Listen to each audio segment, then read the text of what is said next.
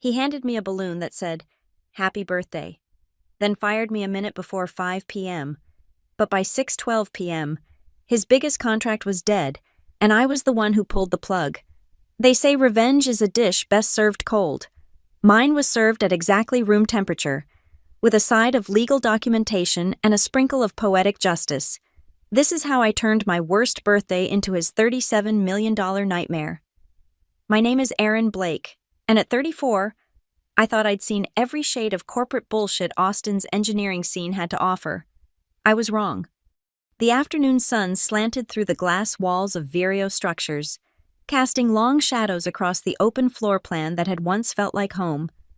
I'd spent 6 years in this building, climbing from junior project coordinator to operations director, managing multi-million-dollar construction projects with the kind of precision that made clients request me by name. My desk was organized chaos blueprints weighted down by my favorite coffee mug. 3 monitors displaying project timelines, and a small succulent my husband Mason had given me when I got promoted. I was shutting down my computer, already tasting the birthday dinner Mason had promised me, something involving truffle oil and that wine we'd been saving, when Miles Brennan appeared at my desk like a bad omen in a $2,000 suit. "Got a minute, Aaron?" His voice had that fake casual tone that made my spine straighten instinctively. Miles was 29, with the kind of aggressively styled hair that screamed, "I have a trust fund," and a smile that never quite reached his eyes. He'd been installed as COO 3 months ago, a move that surprised exactly no one since his last name matched the one on the building. His father, Walter Brennan, had built Vireo from a 2-person operation into one of Austin's most respected engineering firms. Miles had built nothing except a reputation for taking credit and shifting blame. I glanced at the clock on my monitor. 4:58 p.m. Actually, I was just heading out. "This won't take long." He perched on the edge of my desk, crushing some of my preliminary sketches for the Riverside commercial complex. I bit back the urge to yank them out from under him. That's when I noticed the envelope in his hand, and the bizarre detail that would later feel like a slap in the face: a silver balloon bobbing behind him that read, "Happy Birthday" in glittery cursive. "Is that for me?" I asked, confused. Miles and I weren't friends. We were barely cordial colleagues. "Oh, this..." He glanced at the balloon like he'd forgotten it existed. "Yeah, Sarah mentioned it was your birthday, thought it would soften the blow." The air in my lungs turned to ice. Soften what blow? He slid the envelope across my desk with the practiced motion of someone who'd done this before. "We're restructuring, streamlining operations. Your position is being eliminated, effective immediately." The words hit me in waves. Restructuring, streamlining, corporate euphemisms for "you're screwed." I stared at the envelope, my mind racing through the morning's meetings, last week's performance review, the Lakeshore Heights project I'd been overseeing for 8 months. "I don't understand," I said, proud that my voice stayed steady. "My performance reviews have been exceptional. I'm managing 4 major projects right now, including Lakeshore, which will be transitioned to other team members," Miles interrupted, checking his phone like he had somewhere more important to be. "Look, it's nothing personal. We're cutting costs across the board." Cutting costs? The irony wasn't lost on me. This coming from a man who'd expensed a $5,000 team-building dinner last week that consisted of him and 2 clients at a steakhouse. "Who's taking over Lakeshore Heights?" I asked. $37 million worth of mixed-use development couldn't just be handed off like a grocery list. "I'll be personally overseeing it," he said, and there it was, the real reason. Miles wanted the crown jewel of our current portfolio, the project that would make whoever delivered it a hero to the board of directors. The clock on my computer switched to 4:59 p.m. Around us, the office hummed with end-of-day energy. I could see Sarah from HR hovering near the conference room, pretending to organize papers. Tom from structural engineering caught my eye and quickly looked away. They all knew. Everyone knew, except me. "Security will escort you out," Miles continued, standing up. "You can collect your personal items, but all company property stays: laptop, access cards, project files." 6 years, I said quietly. "I've been here 6 years. And you'll get a generous severance package. 2 weeks, plus unused vacation time." He actually had the audacity to smile. "Happy birthday, Aaron." He tied the balloon to my chair and walked away, leaving me staring at an envelope that felt heavier than any blueprint I'd ever held. I didn't cry, I didn't shout, I didn't give him the satisfaction of a scene. Instead, I pulled out my phone and typed a single text to Mason. 4:59 p.m., fired. His response came 30 seconds later, 6:12 p.m. I didn't know what he meant then, but I would soon. The drive home was a blur of Austin traffic and suppressed rage. I left the stupid balloon in the parking garage, watching it drift toward the concrete ceiling like my career at Vireo. By the time I pulled into our driveway, the sun was setting, painting our modest Zilker neighborhood in shades of orange and pink that felt too beautiful for such an ugly day. Mason's car was already there. Through the kitchen window, I could see him moving around, probably destroying our kitchen in his enthusiasm to make the perfect birthday dinner. The thought of telling him what happened made my stomach twist. We'd just refinanced the house based on my salary. We'd been talking about finally taking that trip to New Zealand. I sat in the car for another minute, gripping the steering wheel until my knuckles went white. Then I grabbed my box of desk belongings, 6 years reduced to a pathetic collection of coffee mugs and picture frames, and headed inside. "Don't come in yet," Mason called out when he heard the door. "I need exactly 3 more minutes for the—" He appeared in the hallway and stopped short, taking in my face, the box in my arms, the absence of my usual laptop bag. "Oh, babe." "Surprise?" I said weakly. "Birthday girl got canned." He crossed the space between us in 2 strides, taking the box from my hands and setting it aside before pulling me into his arms. Mason was solid and warm and smelled like garlic and that cologne I'd bought him for Christmas. For the first time since 4:59 p.m., I felt my composure crack. "Tell me everything," he murmured into my hair. So I did, every insulting detail, from the balloon to Miles's smirk, to the security guard who'd avoided eye contact while escorting me out like a criminal. Mason listened without interrupting, his jaw tightening when I mentioned Miles taking over Lakeshore Heights. "That project was yours," he said when I finished. "You've been working 60-hour weeks on it." "Apparently, that doesn't matter when your last name isn't on the building." He pulled back to look at me, and there was something in his expression I couldn't quite read. "Come on, dinner's ready, and you need wine for what I'm about to show you." The dining table was set with our good dishes, candles flickering over what looked like restaurant-quality beef Wellington. But what caught my attention was the manila folder sitting next to my place setting, thick with papers. "Mason, what is this?" He poured me a generous glass of Malbec before answering. "Remember when you were in Denver last week for that compliance seminar?" I nodded, sinking into my chair. The Denver trip felt like a lifetime ago.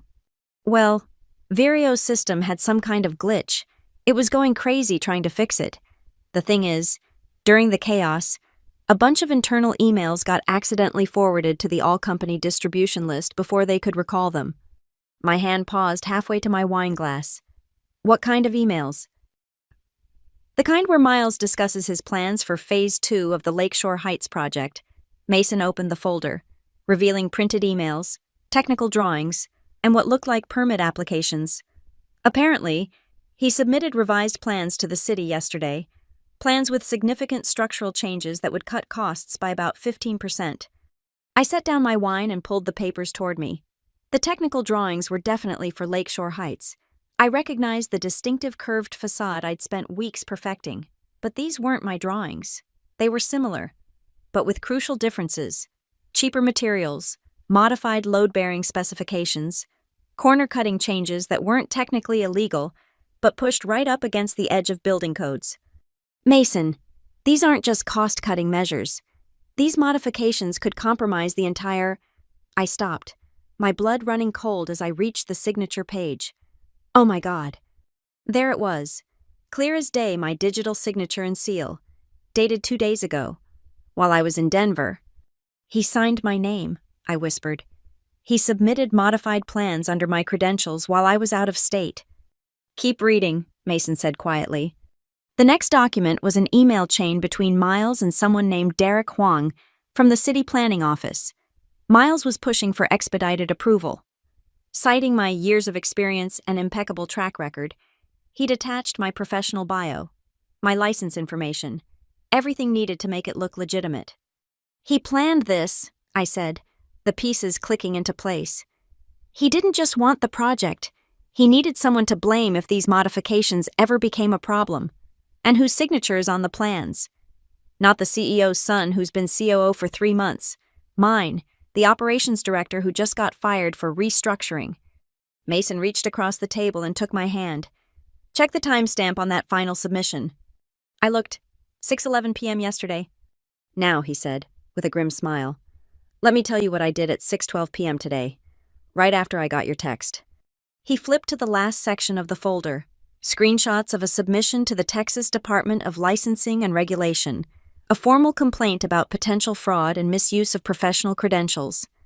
Status under review. Timestamp 6:12 p.m. You magnificent bastard, I breathed. Nobody fucks with my wife, Mason said simply, especially not on her birthday.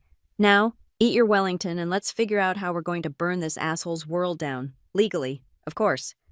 I looked at the man I'd married, the software engineer who'd just weaponized bureaucracy in my defense, and felt something shift in my chest. Miles Brennan thought he'd destroyed my career with a pink slip and a balloon. He had no idea what he'd actually done. He'd started a war. I barely slept that night, while Mason snored peacefully beside me. I lay in the dark mapping out my next moves like a general planning a siege. By 5:30 a.m., I was at our dining table with my laptop, a legal pad, and the kind of determination that comes from having nothing left to lose. First step evidence. Mason's folder was a good start, but I needed more. I needed everything. I still had access to my personal cloud storage, where I'd backed up original project files, a habit from my paranoid early days that now felt like prophecy. I downloaded everything related to Lakeshore Heights, my original drawings, email correspondence, meeting notes, calculation sheets. Every decision I'd made was documented, every specification justified with careful analysis. Comparing them side by side with Miles's bastardized versions was like watching someone take a Beethoven symphony and replace half the notes with a kazoo. He'd changed the foundation depth specifications, swapped out the certified steel grades for cheaper alternatives, and modified the wind load calculations in ways that made my engineering degree weep. By 7 a.m., I had a comprehensive comparison document. By 8, I'd tracked down Jude Alvarez's contact information. I'd met him 2 years ago at a state compliance conference, a sharp-eyed inspector with the Texas Department of Development and Urban Planning who'd given a presentation on construction fraud that had stuck with me. Funny how life circles back. Jude Alvarez, he answered on the second ring, his voice carrying that early morning gravel. Jude, this is Aaron Blake. We met at the Austin Compliance Conference in 2023. You gave the presentation on forensic engineering reviews. Aaron, the one who asked about digital signature protocols. How's life at... I could hear him shuffling papers. Vireo Structures. That's actually why I'm calling. I'm no longer with Vireo as of yesterday, but I've discovered something that needs immediate attention. His tone shifted, becoming more alert. What kind of something? The kind where someone submits modified structural plans under a fired employee's forged signature. Jesus, how fast can you get to my office? By 9:15 a.m., I was sitting across from Jude in a government building that smelled like burnt coffee and bureaucracy. He reviewed my evidence with the focus of a bomb technician, occasionally making notes or asking for clarification. When he reached the signature page, he actually winced. This is brazen, he said. They didn't even try to make it look authentic. Your actual signature has that distinctive loop on the K. But this? He pulled up something on his computer. This is just the standard font from DocuSign's signature generator. So it's definitely forged. I've seen middle schoolers do better forgery work. The question is, did they already start construction based on these plans? My stomach dropped. The groundbreaking is scheduled for next week. Jude leaned back in his chair, fingers steepled. Okay, here's what's going to happen. I'm opening an immediate investigation. The Lakeshore Heights permits are frozen as of... He checked his watch. 9:47 a.m. No construction, no site prep, nothing until we sort this out. What about Miles Brennan? Mr. Brennan is about to learn that forging an engineer's signature isn't just an ethics violation, it's a state jail felony. But Aaron, I need you to understand something. This investigation could take months. Are you prepared for that? I thought about my mortgage, our savings, the trip to New Zealand that would have to wait. Then I thought about Miles's smirk as he tied that balloon to my chair. "I've got nothing but time now," I said. Jude made a few calls while I waited, each one adding another layer to the net closing around Miles. The city planning office, the Texas Board of Professional Engineers, the general contractor for Lakeshore Heights, who sounded genuinely horrified to learn the plans might be compromised. "One more thing," Jude said as I prepared to leave. "Do you have a lawyer?" "Not yet." He handed me a business card. "Rachel Morrison. She specializes in professional liability and employment law. Tell her I sent you. And Aaron. Start documenting everything, every conversation, every email. Every time someone from Vireo tries to contact you, this is going to get ugly." As I walked back to my car, my phone started buzzing. 3 missed calls from Vireo's main line, 2 from a number I recognized as their legal department, 1 text from Tom in structural engineering. Holy shit, did you really report them to the state? I didn't respond to any of them. Instead, I sat in my car and pulled up the email I'd drafted at 6 a.m. that morning. The recipient list included every major contractor, engineering firm, and development company in Austin. The subject line was simple: Notice of credential misuse and forged documentation. My finger hovered over the send button. Once this went out, there was no going back. My name would be associated with this scandal, whistleblower or troublemaker, depending on who you asked. My phone rang again. This time, it was a number I didn't recognize. "Ms. Blake, this is Derek Huang from the City Planning Office. I just got off the phone with Jude Alvarez. I wanted to personally apologize. We should have caught the signature discrepancy during our review. I've been going through our records, and it appears Mr. Brennan submitted 3 other projects with questionable documentation." 3 others, I interrupted. "All with signatures from engineers who were conveniently traveling or had recently left the company. We're pulling everything for review." I closed my eyes, seeing the pattern clearly now. Miles wasn't just incompetent, he was systematic. How many corners had he cut? How many professionals had he thrown under the bus? "Send me what you have," I said. "Everything." After we hung up, I looked at the email again, then I hit send. By noon, my phone had 37 missed calls.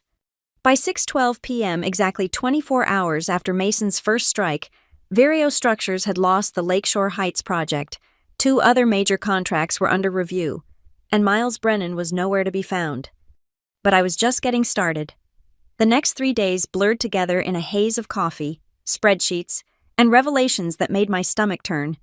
Derek Huang had been thorough. The files he sent painted a picture of systematic fraud that went back months before Miles had even officially become COO. I'd commandeered our home office, turning it into what Mason called the war room. 3 monitors displayed different aspects of my investigation, forged documents on one screen, timeline analysis on another, and a growing web of connections on the third. The walls were covered with printed emails, permit applications, and engineering drawings marked with sticky notes in different colors: yellow for confirmed forgeries, pink for suspicious timelines, green for potential witnesses. "You look like a detective from one of those TV shows," Mason said, bringing me my 4th cup of coffee on day 3. "The kind who's about to crack a massive conspiracy." "That's because I am," I muttered, highlighting another discrepancy. "Look at this. The Riverside Commercial Complex from last year, submitted under Patricia Kumar's seal, 2 days after she went on maternity leave. The Techridge Office Park filed with David Martinez's signature the week he was at his father's funeral." Mason leaned over my shoulder, studying the screen. He targeted people who couldn't immediately dispute the submissions, or people he knew wouldn't check. Pat was out for 3 months.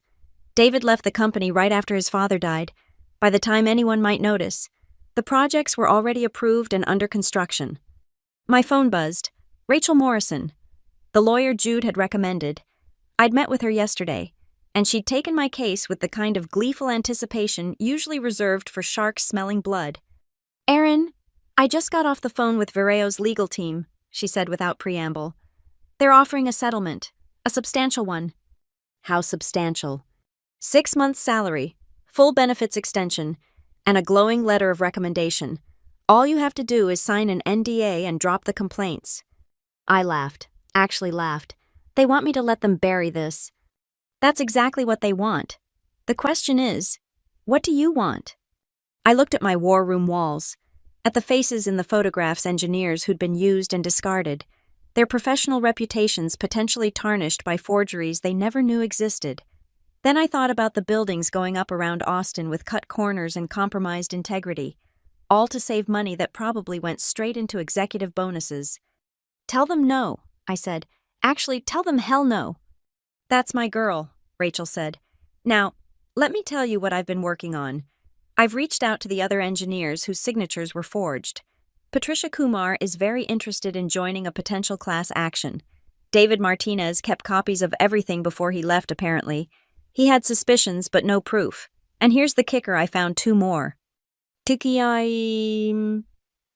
more victims. 2 more engineers who left Vireo under suspicious circumstances in the last 18 months. Both had their signatures appear on projects after their departure. One of them, Sarah Walsh, says she was fired after questioning budget discrepancies on a project. Sound familiar? My hands tightened on the phone. He's been planning this since before he was even COO. This was his strategy for moving up cut costs illegally. Use departed employees as scapegoats. Show massive profit improvements to Daddy. Bingo. Now, Jude tells me the state investigation is moving fast. They've got forensic document examiners working on the signatures, and the Texas board is considering emergency suspension of Vireo's ability to submit permits. But Aaron, I need to warn you, Vireo is going to fight back. Hard. As if on cue, my doorbell rang. Through the peephole, I could see a man in an expensive suit holding an envelope. Process server, I told Rachel. Looks like the fight's already starting. Don't accept anything. Make him leave it at the door. And Aaron, start thinking about what you want out of this, because the way things are shaping up, you're going to have options. After the process server left, I retrieved the envelope. Cease and desist. Vireo was claiming I was spreading false information that was damaging their business relationships. The letter was signed by Walter Brennan himself. I spread the letter on my desk, next to a printout of an email I'd received that morning from someone named Marcus Thompson, a junior engineer at Vireo. Ms. Blake, you don't know me, but I've been following what's happening. There are those of us still here who knew something was wrong. Miles has been pressuring us to sign off on modifications we're not comfortable with. 3 of us have been documenting everything. We want to help. An inside source, 3 more engineers willing to testify, and a CEO desperate enough to personally sign legal threats. I picked up my phone and opened LinkedIn. My inbox had been flooded with messages since the news broke. Recruiters, competitors, engineers from other firms expressing support. But buried among them was one that made me stop. Ms. Blake, I represent a group of investors interested in construction industry compliance solutions. We've been following your situation and believe you might be the perfect person to lead a new venture we're funding. Would you be available to discuss? I read it twice, then looked at Mason, who was reading the cease and desist with an expression of disgust. What would you think, I said slowly, if I didn't go back to working for someone else? He looked up. What do you mean? I mean, what if instead of just exposing the problem, I became the solution? The idea that had been percolating in the back of my mind suddenly crystallized. All those forged documents had been possible because of gaps in the system. Lack of verification. No real-time tracking of who was submitting what. No independent oversight of modifications. You want to start your own company, Mason said, a smile spreading across his face.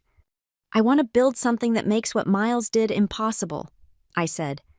A verification system that tracks every signature, every modification, every submittal in real time. Make it blockchain-based so nothing can be altered after the fact. Create accountability that companies like Vireo can't circumvent. Mason crossed the room and kissed me. That's the woman I married. The one who doesn't just fight back, she builds something better. That night, while Austin slept, I drafted a business plan. By morning, I had a name verify build. By the end of the week, I had 3 potential investors wanting meetings. Miles Brennan had thought he was ending my career. Instead, he'd launched it in a direction I'd never imagined. The Austin Marriott conference room smelled like leather and ambition. 3 weeks after my firing, I stood before a panel of investors. my prototype demonstration running smoothly on the screen behind me. The software was rough.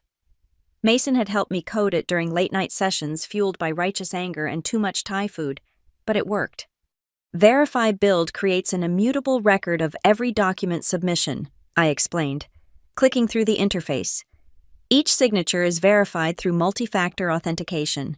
Any modifications trigger alerts to all stakeholders. It's transparent, traceable, and tamper-proof. The lead investor, Diana Carver, leaned forward.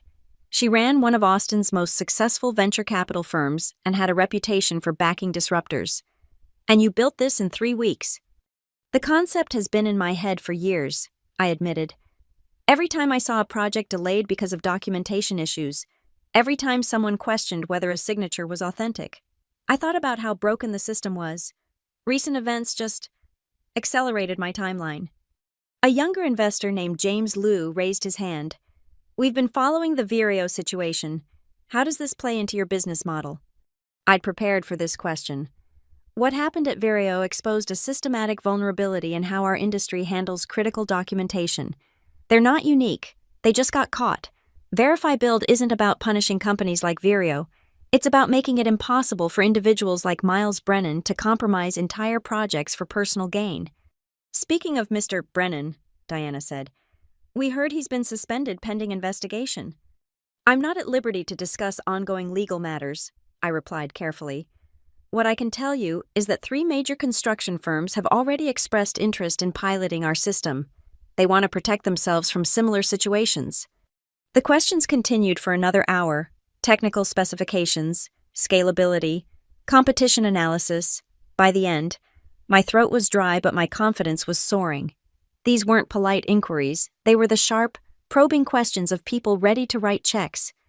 We'll be in touch within 48 hours, Diana said as we wrapped up. This is exactly the kind of solution the industry needs. I floated out of the Marriott and into the bright Austin afternoon. My phone had been on silent during the presentation, and I found 17 missed calls. Most were from numbers I didn't recognize, but one made my blood run cold. Walter Brennan's personal line. Before I could decide whether to listen to the voicemail, my phone rang again. Rachel Morrison. Aaron, where are you? Just leaving the Marriott. Why? Miles Brennan was arrested this morning. Fraud charges. It's all over the news. I sank onto a bench outside the hotel, my legs suddenly unsteady. Arrested. The forensic analysis came back. 17 confirmed forgeries across 11 projects. The state is estimating potential building code violations could affect over $200 million in construction. Aaron, this is huge, and that's not all. Walter Brennan has requested a meeting with you. Walter wants to meet with me. Tomorrow, 2 p.m., his office. He specifically asked that you come alone, no lawyers. I advised against it. But, I'll go, I heard myself say. Aaron, I need to look him in the eye. Rachel, this man built a company I loved, and he let his son destroy it. I need to understand why. That evening, I sat with Mason on our back porch, watching the sunset paint the sky in shades of justice. The news was covering Miles's arrest with barely concealed glee. The golden boy of Austin's construction scene led away in handcuffs from his luxury condo. You did it, Mason said quietly. No, I corrected. He did it to himself. I just turned on the lights. My phone buzzed. An email from Diana Carver. My heart stopped as I read the subject line, Verify Build Investment Decision. What is it? Mason asked, seeing my face. I read aloud, Aaron, we're in, $2.5 million initial funding, with potential for Series B once you hit certain milestones. Welcome to the portfolio. Let's build something that matters. $2.5 million.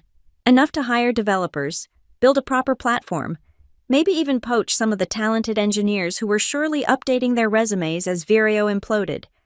You know what the best part is, I said, leaning into Mason's warmth. What's that? In 3 weeks, I've gone from being fired to becoming CEO of my own company. Miles thought he was cutting costs by eliminating my position. I smiled, thinking of the Lakeshore Heights project that would never break ground. The contracts Vireo had lost, the reputation they'd never recover. Turns out, I was the best investment they ever made. They just didn't know it until I was gone. My phone buzzed again, a text from Marcus Thompson, my inside source at Vireo. 12 more people resigned today. Everyone's talking about Verify Build. When you're hiring, remember us. I thought about my meeting with Walter tomorrow, about facing the man who'd built an empire and then handed the keys to someone who'd driven it off a cliff. Part of me wanted to gloat, to rub his face in what his nepotism had cost him.